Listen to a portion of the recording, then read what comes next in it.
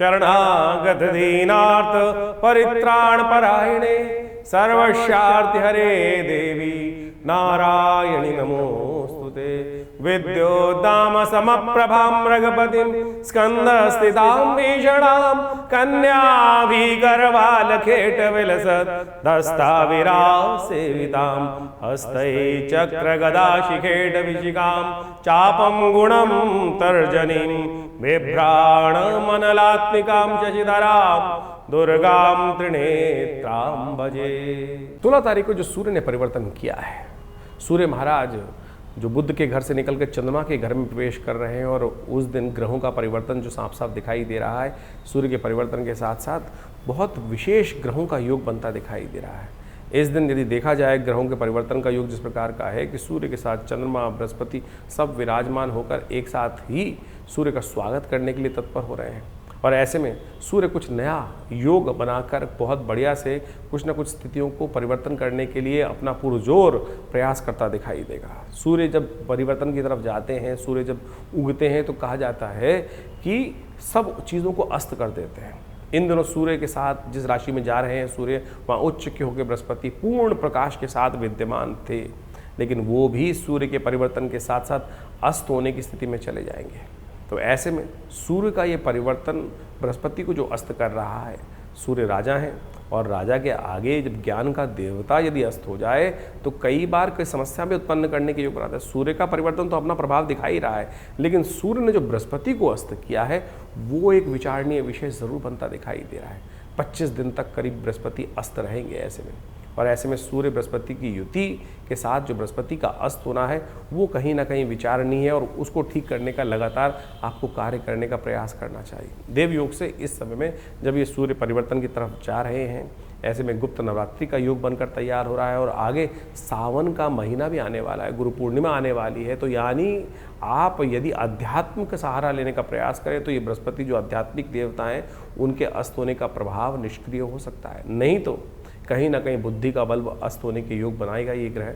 ये सब ग्रहों का योगा योग चल रहा है, तो इस समय में आपको कुछ खास उपाय, एक सबसे बड़ा उपाय जो करना चाहिए वो तो नित्यपति भगवान सूर्य का दर्शन कर कर उनको अर्घ देने का प्रयास कीजिए। नित्यपति भगवान सूर्य के मंत्र का जप करें, ओम घृणी सूर्य आदित्याय नमः। और जिस दिन ये संक्रांति का योग बन रहा है, कर्क संक्रांति के दिन, कहा जाता है जल का दान अवश्य करना चाहिए। 2 घड़ों में जल भरकर कहीं भी किसी मंदिर इत्यादि में दान करने का प्रयास करना चाहिए। छाता, आषाढ़ का महीना, कभी धूप कभी छाँव, कभी बादल कभी बरसात, कभी आंधी कभी तूफान, इस प्रकार का रहता है। तो ऐसे में छाते का दान करना शास्त्र के दृष्टिकोण से बड़ा श्रेष्ठ कहा गया। जूतों का दान करना भी अमावस्या के दिन, और तो और आटा इत्यादि अन्न इत्यादि का दान करना शास्त्र के दृष्टिकोण से बड़ा ही श्रेष्ठ कहा जाता है। यदि बृहस्पति, क्योंकि बृहस्पति के साथ में योग बना रहे हैं, तो ऐसे में घी का दान करना भी अपने कष्टों को निवृत्त शास्त्र के दृष्टिकोण समझें। बहुत सारे लोग उपहास करते हुए कई बार आपके मन में शंकाएं डालने का प्रयास करते हैं कि ज्योतिष के अंदर जो ग्रहों का निदान है वो क्या बताया गया, मंत्र जप, दान या औषध, 3 चीज़ों का ही उपयोग शास्त्र में वर्णित है। बाकी सब तो अनेक अनेक प्रकार से लोग अपने अपने मतानुसार करते रहते हैं। लेकिन यदि आप ये जो हमने औषधि का भी वर्णन किया, दान का भी वर्णन किया, मंत्र का भी वर्णन किया, इसके अनुसार से कार्य करने का प्रयास करोगे तो बड़ा श्रेष्ठ रहेगा, और ये परिवर्तन जो हो रहा है उसका लाभ भी आपको अवश्य प्राप्त होने के योग बन जाएंगे। कुंभ राशि वालों के लिए 17 तारीख की ग्रह गणना भी समझ लीजिए जिस प्रकार का योग बन रहा है। शुक्र का दिन है, शुक्रवार का दिन है, तृतीया चतुर्थी तिथि विद्यमान है। चतुर्थी इस दिन क्षय हो रही है और बृहस्पति इस दिन अस्त हो रहे हैं। क्षय तिथि में बृहस्पति का अस्त होना और आने वाले समय में बृहस्पति का जो प्रभाव उत्पन्न होने के योग बनने वाले हैं वो बहुत विशेष स्थान रखते हैं। बृहस्पति महाराज इन दिनों आपकी राशि के दृष्टिकोण से जहाँ चल रहे हैं वो कहीं ना कहीं इस वक्त 12 वर्ष बाद आपके भाग्य में नया परिवर्तन करने के योग बनाते दिखाई दे रहे थे, धन आगमन का योग बनाते दिखाई दे रहे थे, नई उम्मीद जागी थी। कहीं ना कहीं स्थितियों में परिवर्तन करने ने बृहस्पति ने आरंभ करना शुरू किया था, उससे पहले ही बृहस्पति कहीं ना कहीं निस्तेज हो गए हैं। इस वक्त बृहस्पति को थोड़ी ताकत देने की ज़रूरत आपको पड़ेगी। सूर्य ने बृहस्पति के साथ आकर अपना डेरा वहाँ डाला, उच्च के बृहस्पति को कहीं ना कहीं अस्त कर दिया। बृहस्पति के समस्त दोष अब ज़्यादा परेशान करने के योग बना सकते हैं। बृहस्पति के दोष क्या हो सकते हैं? बुद्धि में कहीं ना कहीं नेगेटिविटी आना, कहीं ना कहीं आपके विचार कहीं ना कहीं नेगेटिव हो जाना, कहीं ना कहीं भय मन को ग्रसित करने के योग बना देगा, कहीं ना कहीं थोड़ा सा स्वास्थ्य के मामले में थोड़ी समस्या होगी, इतनी बड़ी आप बनाकर उसको आपके मन पे कहीं ना कहीं कोई लोग नेगेटिव कर सकता है। इस वक्त आपके लिए सबसे ज़रूरी है कि आप अपने ज्ञान को ठीक रखने का प्रयास करें। कंसल्ट हर चीज़ में कहीं ना कहीं ज्ञान का अभाव होने के कारण से भय मन को ज़्यादा ग्रसित करता दिखाई देगा। उसको ठीक करने के लिए सही समय पर सही सलाह सही व्यक्ति से लेने का आपको अवश्य प्रयास करना चाहिए। आधी ज्ञान अधूरा ज्ञान जो है वो कहीं ना कहीं आपके लिए नया परेशानी उत्पन्न करने का योग इन दिनों बना सकता है। ज्ञान का सहारा लीजिए। इस वक्त हो सके तो पीले लड्डू, मोतीचूर के लड्डू होते हैं, कहीं ना कहीं मंदिर में दान कर दिया कीजिए।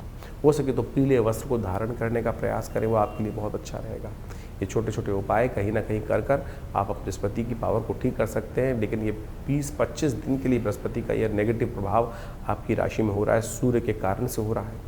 तो ऐसे में आपको बृहस्पति को ताकत देने के लिए हर रोज़ केले पर थोड़ा सा पीला मिला हुआ जल अर्पित करने का प्रयास करना चाहिए। गुप्त नवरात्रि चल रही है और ऐसे में माँ भगवती का आराधना, या देवी सर्वभूतेषु बुद्धि रूपेण संस्था नमस्तस्यै नमस्तस्यै नमस्तस्यै नमो नमः, इस मंत्र का जप करना आपके लिए बहुत कल्याणकारी रहेगा। तो 17 जुलाई को ये बृहस्पति का जो परिवर्तन होने जा रहा है, बृहस्पति महाराज सूर्य के बिल्कुल सन्निकट आने के कारण से अस्त हो गए।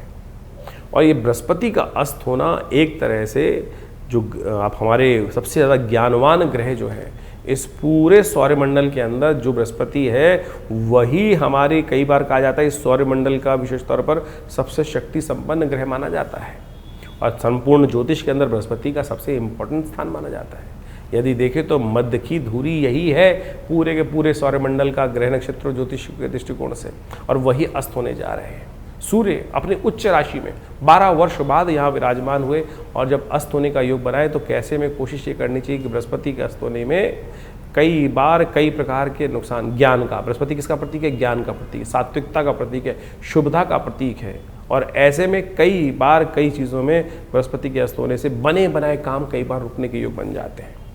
कई बार उम्मीद, बृहस्पति अभी 1.5 महीने पहले बदले और ऐसे में 1.5 महीने पहले बदलने से नई उम्मीदों को जगाने का प्रयास किया, और बदलते ही सूर्य ने अपने पास आकर अपने उस बड़े बल के कारण से सूर्य के प्रकाश को भी कहीं न, बृहस्पति के प्रकाश को कहीं ना कहीं अस्त कर दिया।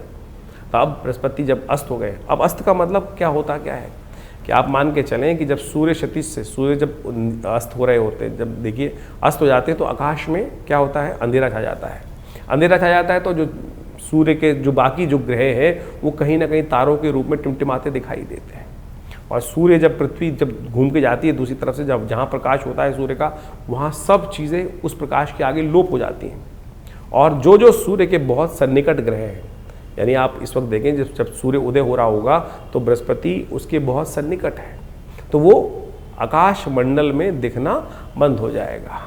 तो अब उस ग्रह को अस्त बोल दिया जाता है, यानी उसका प्रभाव शून्य हो गया। ज्योतिष गणनाओं में कहा जाता है कि उसका प्रभाव शून्य हो गया, वो वास्तविक तौर पर अपना प्रभाव पूरी तरह से नहीं करेगा। अब जिन कुंडलियों में बृहस्पति का शुभ प्रभाव पड़ रहा था वो भी शुभ लोप हो गया, और कहीं कुंडलियों में योगा योग बनते हुए व्यक्ति के लिए बृहस्पति का अशुभ प्रभाव कुंडली में बन रहा था तो वह अशुभ प्रभाव भी कई प्रकार से कम हो जाएगा। तो आपकी राशि के दृष्टिकोण से आपको ये समझ लेना चाहिए कि कहाँ अच्छा प्रभाव है, कहाँ नेगेटिव प्रभाव है। उसके अनुसार से हम बृहस्पति को सात्विक ताकत देने का प्रयास करें। देवयोग से इस बार बृहस्पति जब अस्त हो रहा है तो उस वक्त गुप्त नवरात्रि चल रही है, और हमने ऐसा देखा है कि जब भी बृहस्पति कहीं ना कहीं कुंडली में, किसी की कुंडली में भी खराब हो, ऐसा व्यक्ति दुर्गा जी की आराधना करे तब उसके जीवन से समस्त कष्ट दूर होने के अपने आप योग बन जाते हैं। तो ऐसे में कोशिश ये करें, आपकी राशि के दृष्टिकोण से हमने सबसे श्रेष्ठ दिखाई देता है कि माँ भगवती दुर्गा की आराधना, दुर्गा सप्तशती का पाठ, या देवी सर्वभूतेषु बुद्धि रूपेण संस्था नमस्तस्यै नमस्तस्यै नमस्तस्यै नमो नमः, इसका नित्य प्रति कम से कम 108 बार जप कर दीजिए। हो सके तो पीली चीज़ों का दान करने का प्रयास करें। माँ भगवती के मंदिर में जाकर उनको पीले वस्त्र अर्पित करने का प्रयास करें। और सबसे श्रेष्ठ रहेगा कि नित्य प्रति आप एक काम और करने का प्रयास करें। ये हल्दी की गांठ आपको मिलेंगी, इस हल्दी की गांठ से जो जल में डालकर उसको विशेष तौर पर हल्दी युक्त जल बनाकर फिर उससे स्नान भी नित्य प्रति कर लीजिए। ऐसे में ये बृहस्पति का अस्त होने का प्रभाव आप सत्य देखेंगे कि बहुत कम हो गया है। तो इसका नित्य प्रति इस प्रकार से उपाय करने का प्रयास कीजिए और देखिएगा कहीं ना कहीं बृहस्पति का नेगेटिव प्रभाव जो है, बहुत छोटे छोटे उपाय बताएं। बृहस्पति का मंत्र है ओम ग्रांग ग्रीं ग्रौंग से गुरुवे नमः, इस मंत्र का नित्य प्रति जप करने का प्रयास कीजिए। बहुत सुंदर रहेगा, आपके कष्टों को दूर करने का योग बनाता रहेगा। 18 तारीख शनिवार का अवसर कुंभ राशि वालों के लिए ग्रहों का योग परिवर्तन की तरफ जो गया है वो बहुत महत्वपूर्ण है। इस दिन आपकी राशि के दृष्टिकोण से यदि देखा जाए तो आपके लिए विचारों के लिए योग जो बनता दिखाई दे रहा है वो कहीं ना कहीं दुविधा मन में उत्पन्न करता दिखाई दे रहा है। इस वक्त ग्रहों के दृष्टिकोण से आपको एक चीज़ पे स्थिर रहते हुए कार्य करने का प्रयास करना चाहिए। इस वक्त आपकी राशि में जो ग्रहों का योग चल रहा है, पंचमी के दिन जो सूर्य उदय के साथ साथ ग्रहों का परिवर्तन का योग बना है, आप दो नावों में पैर करते दिखाई दे रहे हैं, कभी हाँ कभी ना, कभी स्थिति अच्छी कभी हाँ, क्या पाप क्या पुण्य, क्या चीज़ें, क्या कौन अच्छा है कौन खराब है, ऐसे योग आपकी राशि में आपको विचार के दृष्टिकोण से परेशान करते दिखाई देंगे। इस वक्त आवश्यकता है कि आप अपने विचारों को स्थिर कर कर कार्य करने का प्रयास करें। इन दिनों आपकी राशि के दृष्टिकोण से बहुत सारा विचार करना आपके लिए श्रेयकर नहीं है। शनि का उपाय करने का प्रयास करें, शनिवार का दिवस है, हो सके तो आपकी राशि के दृष्टिकोण से एक उपाय हम बताएं तो जो आप भोजन कर रहे हैं उसका पहला ग्रास निकाल कर कौवों को डालने का प्रयास करें, वो आपके लिए बड़ा श्रेयकर रहेगा। 19 तारीख रविवार का अवसर, षष्ठी तिथि विद्यमान है। बृहस्पति अपनी गति से चलते हुए आगे बढ़ते चले जा रहे हैं और अस्त अवस्था में भी वह पुष्य के नक्षत्र में, शनि के नक्षत्र में गुरु पुष्य योग जो उसको बुलाया था, बड़ा शुभ योग बुलाया जाता है। ऐसे में बृहस्पति महाराज पुष्य नक्षत्र में ही चलते हुए अपनी गति को आगे चलाए जा रहे हैं और ऐसे में बृहस्पति अपनी गति से चल रहे हैं लेकिन ताकत कम है, इसलिए आपके सम्मान का ध्यान रखना आपको बहुत ज़्यादा ज़रूरी रहेगा। इस वक्त बाकी सब लोग आपकी राशि के दृष्टिकोण से कहीं ना कहीं आपके पीछे कहीं ना कहीं आपकी नेगेटिव बातें करते दिखाई दे रहे हैं।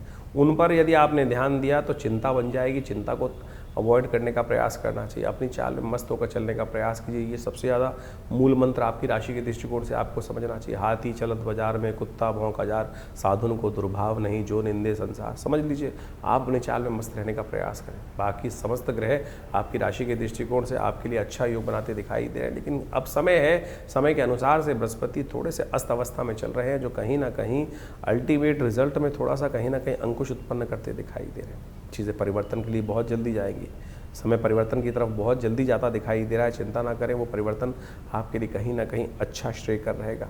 रविवार का अवसर है, हो सके तो इस दिन भगवान सूर्य के निमित्त गायत्री का थोड़ा जप करने का प्रयास कीजिए।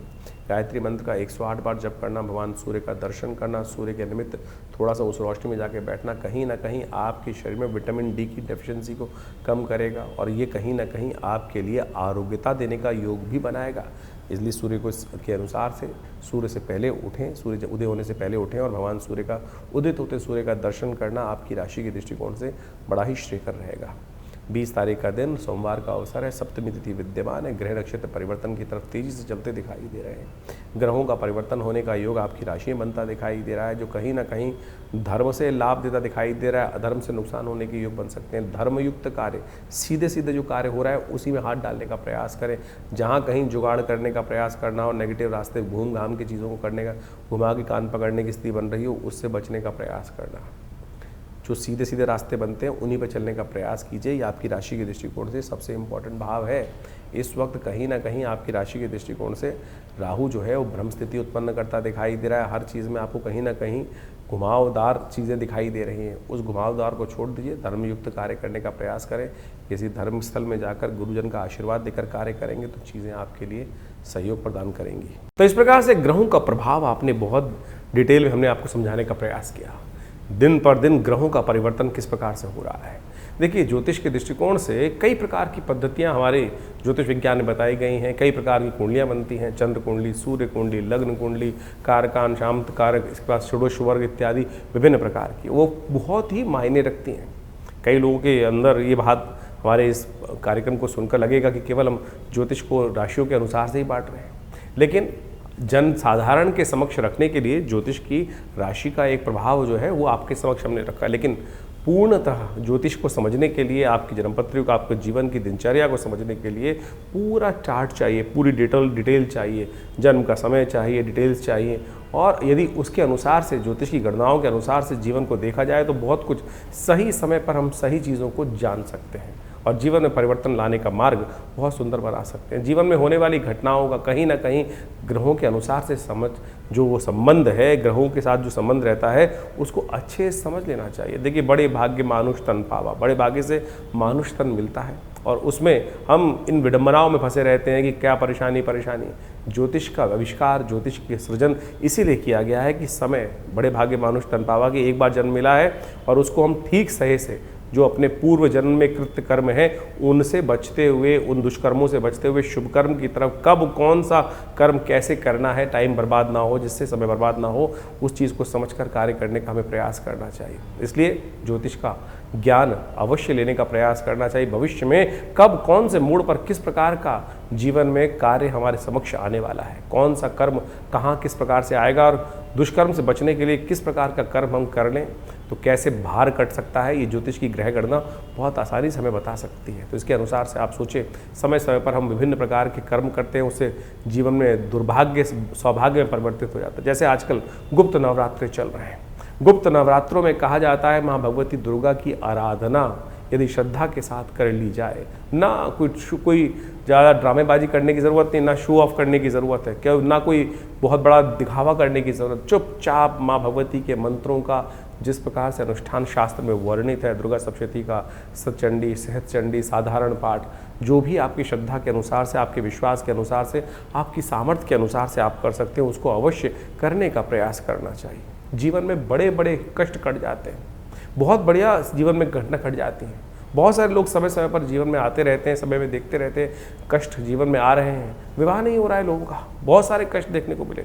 अभी कुछ दिन पहले कई लोग आश्रम पे आते ही रहते हैं, बहुत सारे, एक ऐसा ही केस आया हमारे पास में ही थे, करीब 20-30 साल से जानते थे, उनके कोई रिश्तेदार थे, वो आए, जीवन जन्मपत्री देखने को मिला। जन्मपत्री में कुछ भी ऐसा दोष दिखाई नहीं दे रहा था, लेकिन उनकी वार्तालाप से लगा कि उनके स्वप्न में बार बार उनके पूर्वज कहीं ना कहीं उनको दिखाई दे रहे हैं। तो हमने कहा एक काम करें, गायत्री का आप जप करें, गायत्री का 1.25 लाख जप करें, अनुष्ठान करें, गायत्री का 1.25 लाख जप कर कर अपने पितरों के निवृत्ति के लिए, जो कहा जाता है कि ऋण मुक्ति के लिए ये कार्य में सबसे श्रेष्ठ है, उसको करें। और सत्य माने 2 महीने में पहले उस कार्य को किया गया, करा उन्होंने, और उसके बाद अभी 10 दिन पहले मेरे को फ़ोन आया कि हमारे बच्चे का संबंध स्थापित हो गया। सत्य माने ये भार कटता है। ज्योतिष की काल गणनाएँ आपके जीवन में सत्य को लाने के लिए, कष्ट को निवृत्त करने के लिए सुंदर सुयोग बनाती है। ऐसे हजारों जो तरीके हैं, जो उदाहरण हैं, वो हमारे जीवन में कई बार हमको देखने को मिलते हैं और बार बार हम आपके समक्ष रखते हैं। तो इसलिए इन प्रत्यक्ष कर्मों को, अनुष्ठान, मंत्र जप इत्यादि को अपने जीवन में स्थान देने का प्रयास करना चाहिए। जैसा हमने कहा, गुप्त नवरात्रि का सुंदर योग चल रहा है, कोशिश करें अपने घर में बैठकर जैसा हो सके मंत्र भगवती का सर्वमंगल मांगल्य, या देवी सर्वभूतेषु बुद्धि रूपिणी संस्थिता, जो भी ओम आईं ह्रीं क्लीं चामुंडाय विचे, जो भी मंत्र आपको याद है उनका यथाउचित भाव से नित्य प्रति स्मरण करें। नहीं तो हमारे आश्रम पर आप सादर आमंत्रित हैं। इस अनुष्ठान में जो समय पर चलता रहता है उसमें आइए, जुड़िए। पूरा गुप्त नवरात्रि, वैसे तो आश्रम पर नित्य प्रति 8 घंटे यज्ञ होता ही है, हर रविवार को सामूहिक यज्ञ भी होता है, लेकिन समय समय पर जो ये बड़े बड़े उत्सव आते हैं, गुप्त नवरात्रि, शारदीय नवरात्रि, चैत्री नवरात्रि, और उसके अलावा अभी सावन का सुंदर सुयोग आने वाला है, इसमें नित्य प्रति रुद्राभिषेक का कार्यक्रम रहेगा, शतचंडी का अभी सुंदर कार्यक्रम चल ही रहा है इन गुप्त नवरात्रियों में। कोशिश ये करें माँ भगवती दुर्गा के सानिध्य में बैठकर, माँ भगवती की चमत्कारिक श्री विग्रह के सानिध्य में बैठकर इन यज्ञों का लाभ लें। यज्ञ जो है संसार का सर्वश्रेष्ठ कर्म है, यज्ञो वै श्रेष्ठतम कर्म। और आज हमारे मंदिरों से दुर्भाग्य है, इस बात को कहते हुए मुझे बड़ा अजीब लगता है कि लोगों ने हमारे अपने मंदिरों में हमने यज्ञ को शून्य कर दिया, और यज्ञ को केवल कुछ लोगों ने तो ऐसा कर दिया जहाँ यज्ञ होता है कि क्या आर्य समाज। अरे सनातन पद्धति में ऐसी कोई चीज़ है जो नहीं है। लोगों ने, विभिन्न मतों ने, विभिन्न पंथों ने एक छोटी छोटी भाग सनातन का लेकर अपना बना लिया और उसको इस प्रकार से उपस्थित करने का प्रयास किया। सनातन पद्धति में यज्ञ का भगवती कोई भी कहा जाता है, कोई भी मंत्र अनुष्ठान है, यदि कोई भी आप कुछ भी कर रहे हैं, चाहे आप नग भी धारण कर रहे हैं, चाहे कोई यंत्र रख रहे हैं अपने पास, यदि उसमें मंत्र जप यज्ञ इत्यादि का कर्म नहीं किया गया है तो वो निष्फल होगा, कार्य करेगा ही नहीं। तो इसलिए यज्ञ वो निधि है भारतीय संस्कृति की जो जीवन के समस्त सुखों को देने का प्रभाव रखती है। और कम से कम इन नवरात्रों में, इन श्रावण के अवसरों पर विभिन्न यज्ञ जो समय समय पर किए जाएंगे उसमें सम्मिलित हों। माँ भगवती की कृपा से आपके कष्ट दूर होने के अद्भुत योग स्वयं आप बना सकते हैं। और हमने इन सब विधानों को बहुत सारी अपनी पुस्तकों के माध्यम से जगह जगह बताया भी है, तो आप उन पुस्तकों को पढ़ सकते हैं और अपनी समस्याओं का निदान भी जान सकते हैं। आश्रम से प्रकाशित विभिन्न पुस्तकें जो आपको दिखाई जा रही हैं, उन सब में आप कोशिश ये करें, पढ़ें, उन सबको समझें और आश्रम में भाग ले सकते हैं विभिन्न कार्यक्रमों में। आपका धन्यवाद।